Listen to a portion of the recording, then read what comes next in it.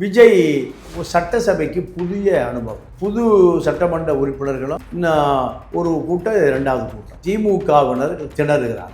ஏன் திணறுறாங்கன்னா, எதை சொன்னாலும் திருப்பி பதில் சொல்லக்கூடிய அரசியல் தெரிந்தவர்கள் முதல் வரிசையில் இருக்காங்க. உதாரணத்துக்கு ஆதவர்ஜனா என்னையா அவங்க ஆள் பேசவே முன்னு இருக்காரு. விஜய் பேசவில்லை என்பதை மொத்தமாக ஆதவர்ஜனா பேசிட்டார். யோ பேச மாட்டேங்கிறேங்கய்யா. குளத்தூர் தொகுதியில் தேர்தலுக்கு முன்பு ஒரு 5 நிமிஷம் பேசினாரு. இப்போ கதையே முடிஞ்சதுயா. இது சரியான பதில். இது சரியான பதில். இந்த பதில் திமுகவை திக்குமுக்காடி போறான். ஏன்னா இது எங்க ட்ரைனிங் எடுத்த இடம் திமுக தான். திமுகவும் கொஞ்சம் அடக்கி வாசிக்கிறாங்க. உதயநிதியினுடைய அந்த சராசரங்கள் அத்தனையும் யாருக்கு தெரியும்? ஆதவுக்கு. அப்போ ஆதவ் அதில் சட்டசபையில் சொன்னால் சட்டசபையில் சபை குறிப்பில் ஏறி 100 வருஷம் கழிச்சு பார்த்தாலும் அதை எடுத்துக்கலாம். சட்டமன்றத்தில் ஒரு மாதிரி பம்பி பேசுறது திமுகவா இல்லை தாவேக்காவா? திமுக தான். திமுக ஏன்னா பாம்பு நிறைய யார்கிட்ட இருக்கு? அரசியல் அணுகுண்டு எங்க இருக்கு? ஆதவர்ஜனாட்ட. இல்லை ஏதோ ஒரு நியூஸ் ஒன்று கேள்விப்பட்டேன். ஏன்னா லைவ் கட் பண்ணிட்டாங்க. யாரோ அடிக்கிற மாதிரி பேசினாங்க, அடிக்க பாய்ந்தாங்க அப்படின்ற மாதிரிலாம் சிலதெல்லாம் போட்டாங்க. அதெல்லாம் சும்மா புரளியா? இல்லை அதெல்லாம் உண்மைதான். யாரு? ராயபுரம் எம்எல்ஏ.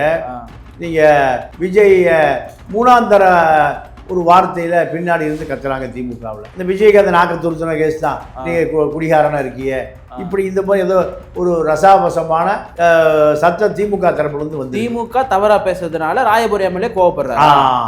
இதுதான் நடந்தது. சட்டசபை என்றால இதெல்லாம் நடந்தால் தான் சட்டசபை.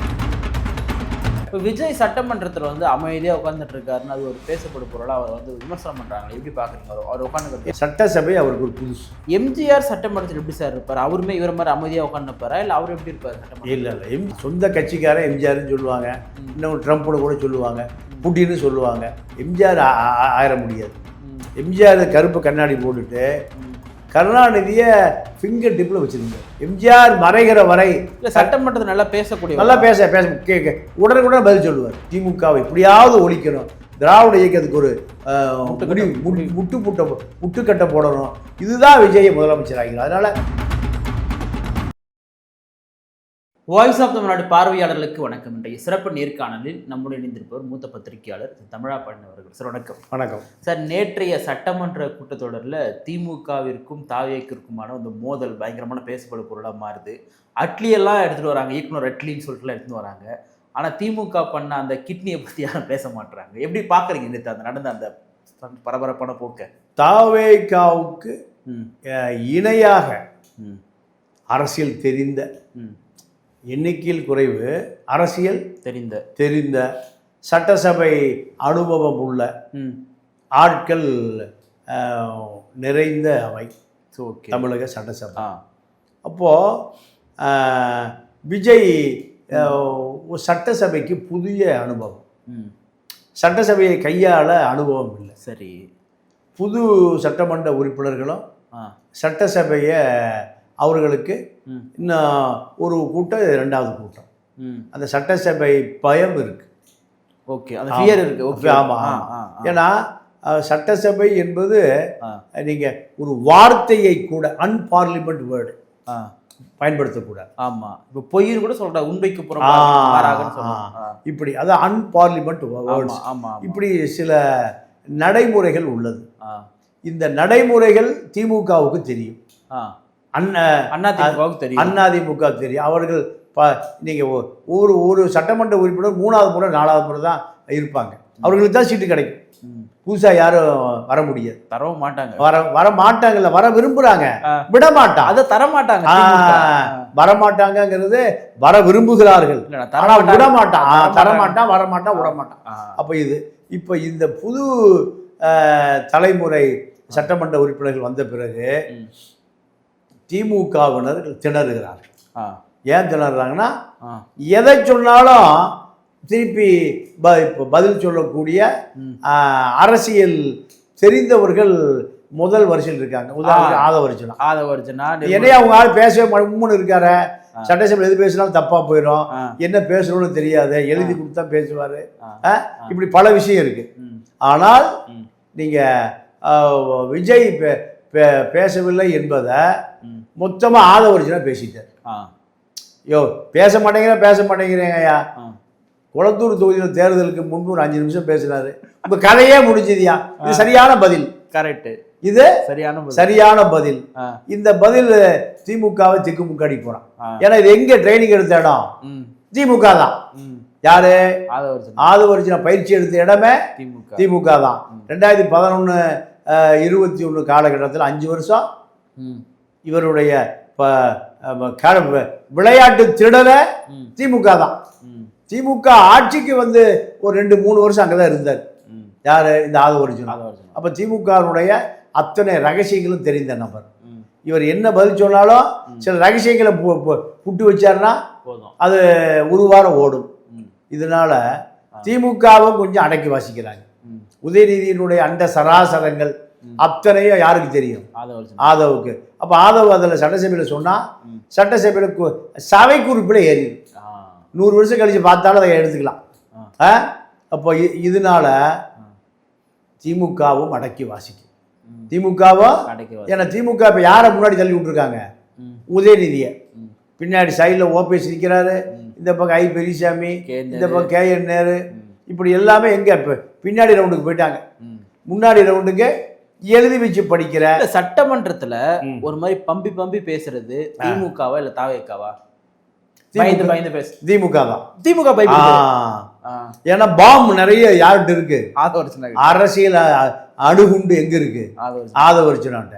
அப்போ ஆதவ அர்ஜுனா அரசியல் வெடிகுண்ட போட்டுருவார். அதனால இந்த பொறுப்பை பூரா தாவேக்க ஆதவர்ஜுனா விட்டாங்க. ஆதவர்ஜுனாட்ட விட்டுட்டாங்க இந்த பொறுப்பு பூரா திமுகவுக்கு. அது திமுகவை தாண்டி உதயநிதிக்கு எப்படி கவுண்டர் கொடுக்கணும், எப்படி கார்னர் பண்ணணும் என்பது கூடவே இருந்த ஆதவர்ஜுனாவுக்கு அத்துப்படி. இல்லை ஏதோ ஒரு நியூஸ் ஒன்று கேள்விப்பட்டேன். ஏன்னா லைவ் கட் பண்ணிட்டாங்க. யாரோ அடிக்கிற மாதிரி பேசினாங்க, அடிக்க பாய்ந்தாங்க அப்படின்ற மாதிரிலாம் சிலதெல்லாம் போட்டாங்க. அதெல்லாம் சும்மா புரளியா? இல்லை அதெல்லாம் உண்மைதான். யாரு? ராயபுரம் எம்எல்ஏ. ராயபுரம் எம்எல்ஏ. நீங்கள் விஜய் 3ஆம் தர ஒரு வார்த்தையில் பின்னாடி இருந்து கத்துறாங்க திமுகவில். அந்த விஜயகாந்த் நாக்க துருத்தின கேஸ் தான். நீங்கள் குடிகாரனாக இருக்கிய இப்படி இந்த மாதிரி ஏதோ ஒரு ரசாபசமான சட்டம் திமுக தரப்புல இருந்து வந்து திமுக தவறா பேசுறதுனால ராயபுரம் எம்எல்ஏ கோவப்படுறாரு. இதுதான் நடந்தது. அப்போ இதெல்லாம் சட்டசபை என்றால இதெல்லாம் நடந்தால் தான் சட்டசபை.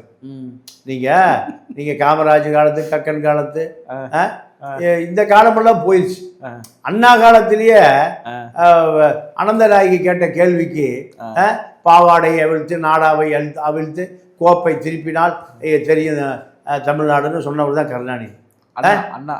அண்ணா சொல்ல அண்ணா காலத்துல அதாவது 67-69 திராவிட நாடு எங்க இருக்குன்னு கேட்டா அதுக்கு சொன்ன பதில் இது கருணாநிதி. இப்போ கருணாநிதி மாதிரி செக்ஸ் விட்டாலும் நிறைய அடிப்பார். இலங்கை அதிபர் சினிமாவா நேரு 2 பேரும் சந்திக்கிறாங்க எங்கேயா டெல்லியில். அப்போ கருணாநிதி சொல்வார், அவரோ மனைவியை இழந்தவர், இந்த அம்மாவோ கணவனை இழந்தவர், 2 மணி நேரம் என்ன பேசியிருப்பாங்க இப்படியெல்லாம் சொல்லுவார். ஏன்னா இவருக்கு இதுதான் தொழிலே. இந்த குள்ளன் கருணாநிதிக்கு நீங்க இல்லை இதை விட கேவலம் வேற வார்த்தை எனக்கு தெரியல. இது அன்பார்லிமெண்ட் வேறு மாதிரி இதைத்தான் சொல்ல. அவ்வளவு அயோக்கியம் இருந்தால் ஒரு 2 நாட்டு தலைவர்களை போய் 2 பேரை என்ன பேசியிருப்பாங்க? ஒரு நாளாந்தரமா இல்லையா? இதுக்கு ஒரு முதலமைச்சர் தேவையா? எத்தனை குடும்பத்தை கெடுத்திருக்காங்க. என்ன சொல்லி சார் அவங்க பேசினாங்களா? திமுக விஜய் என்ன 3ஆம் தர வாரத்தில் பேசினாங்களாம்? விஜய திரிஷாவோடு இணைத்து பேசியிருப்பான். வேற என்ன? சட்டமன்றத்தில் ஆமா, வேற என்ன?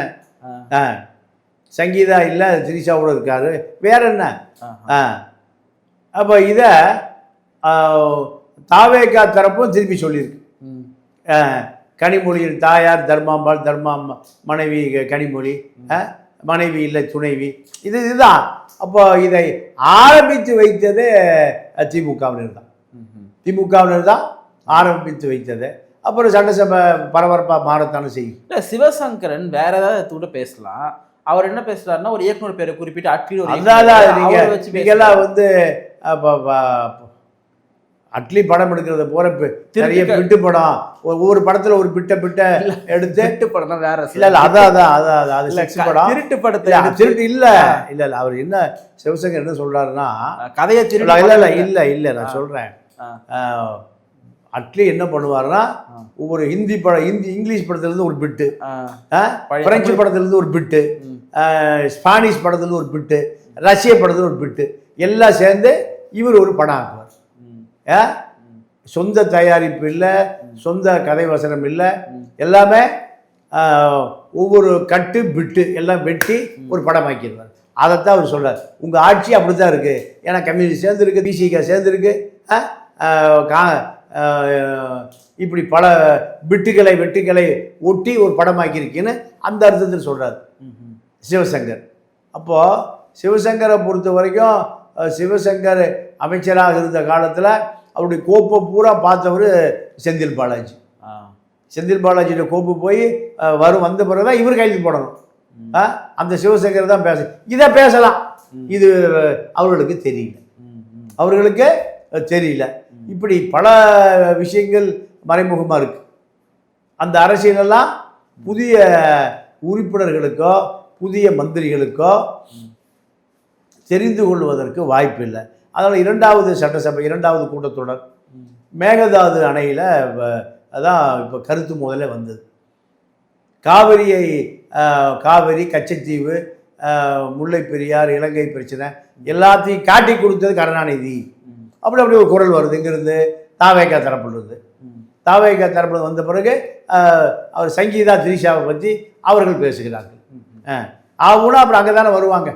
இது அரசியலில் சகஜம். கருணாநிதி ஜெயலலிதா அடிச்சுக்கலையா? சரி, இப்போ நான் அதை கேட்கணும்னு நினச்சேன். இப்போ ஜெயலலிதா அவர்களுக்கு ஒரு முறை அந்த முடியெல்லாம் பூச்சி இழுத்தாங்க, சேலையெல்லாம் பூச்சி இழுத்தாங்க இல்லையா?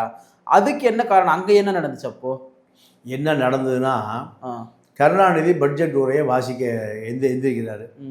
எந்திரிக்கும் போது இந்த அப்போ செங்கோட்டையன் இருக்கார், ஜெயலலிதாவுக்கு பக்கத்தில் செங்கோட்டையன் இருக்காரு.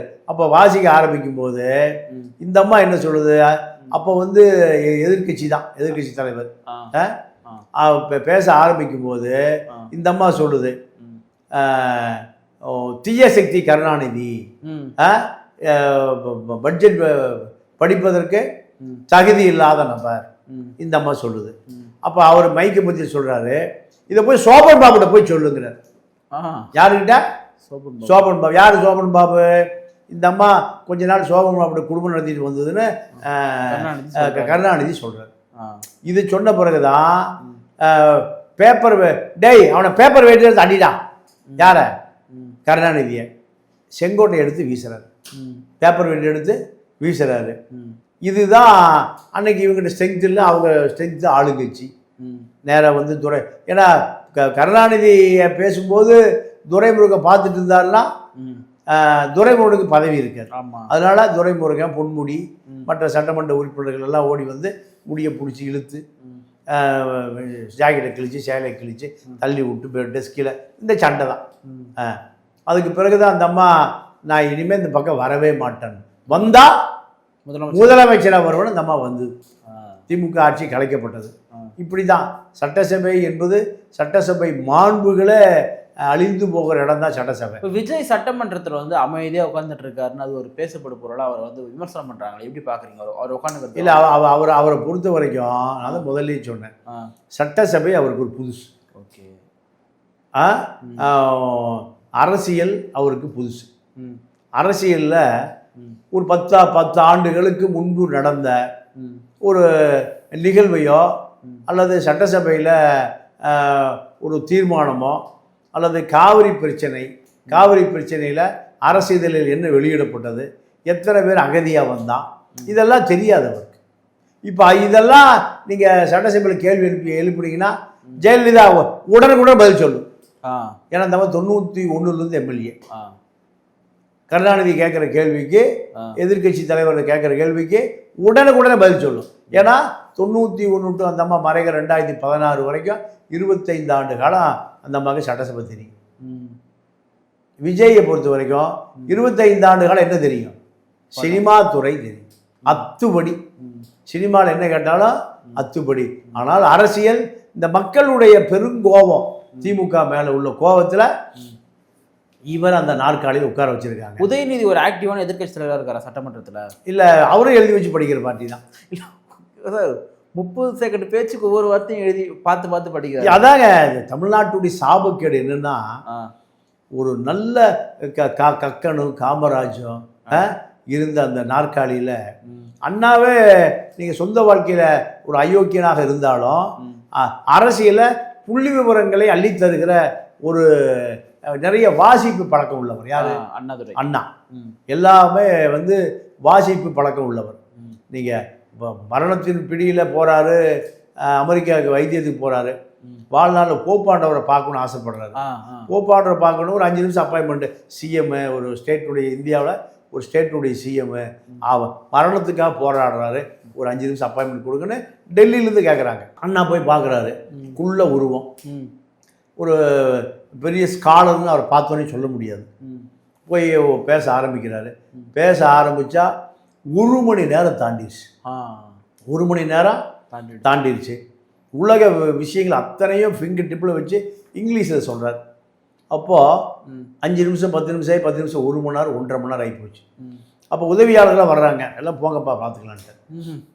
போப்பாண்டவர் அப்போது கேட்குறாரு, உங்களுக்கு நான் உங்களுடைய உருவத்தையும் உங்களுடைய மாநிலத்தையும், அதே ஒரு இந்தியாவில் ஒரு ட்ரையான ஒரு கடைசி கோடி தமிழ்நாடு இல்லை காஞ்சிபுரம் எத்தியோப்பியா மாதிரி இருப்பானுவோ அப்படின்னு நினச்சேன்.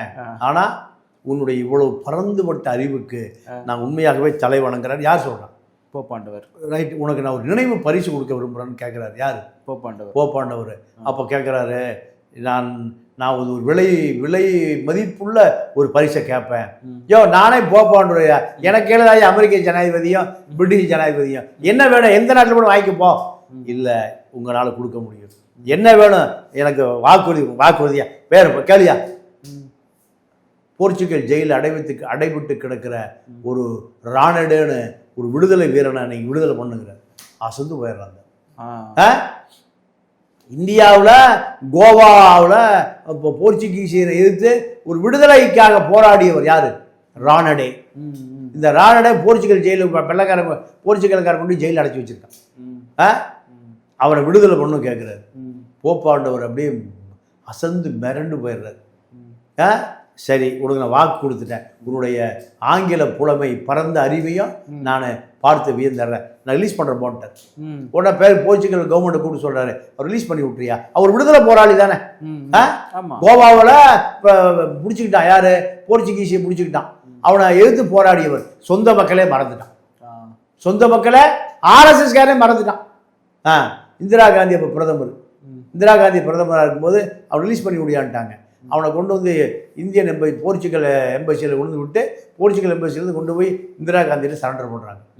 இந்திரா காந்தி என்ன பண்ணுது, நாஞ்சில் மன்னரை கூப்பிடுது. இந்த ஐயா உங்கள் ஸ்டேட் கூட்டிட்டு, உங்கள் அண்ணா தான் போராடினார், இவர் நீங்கள் சமாதியை பார்க்கணுங்கிறார். அண்ணாவை பார்க்கணுங்கிறார். அண்ணா சேர்த்து சமாதியாக இருக்கார். இப்படியெல்லாம் ஒரு சட்டசபைவாதிகளாக இருந்தவர்கள் தான் அண்ணாதுரை போன்றவர்களெல்லாம். அண்ணாதுரையோடு முடிஞ்சு போச்சு.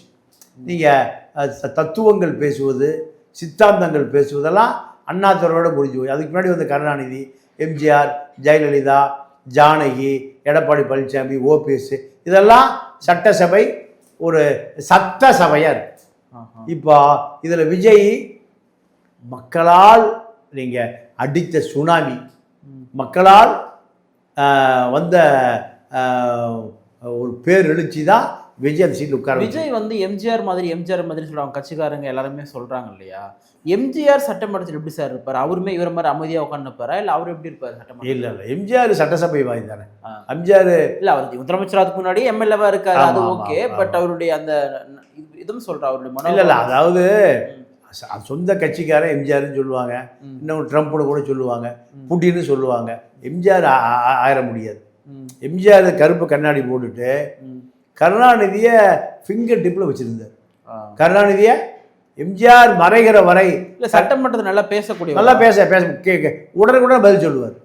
உடனுக்குடனே பதில் சொல்லுவார். இல்லை கருணாநிதி அவர்களுக்கு பெரிய பேச்சாற்றல் இருக்குது. அதுக்கு எதிராக பேசக்கூடியவர் தான் கருணாநிதிக்கு. ஆமாம், அவருக்கே உண்டான அந்த மொழியில் ம். கருணாநிதிக்கு பதில் சொல்லக்கூடியவர் தான். கருணாநிதியுடைய அரசியல் சங்கத்தமிழ் 10 பாட்டு 17 கீழ்கணக்கு திருக்குறள் குறள் இதெல்லாம் எடுபடலையே எம்ஜிஆருக்கு முன்னாடி. எம்ஜிஆருக்கு முன்னாடி எடுபடவே இல்லை. ஏன்னா நீங்கள் எம்ஜிஆரை நியாயவாதியாகவும் அதாவது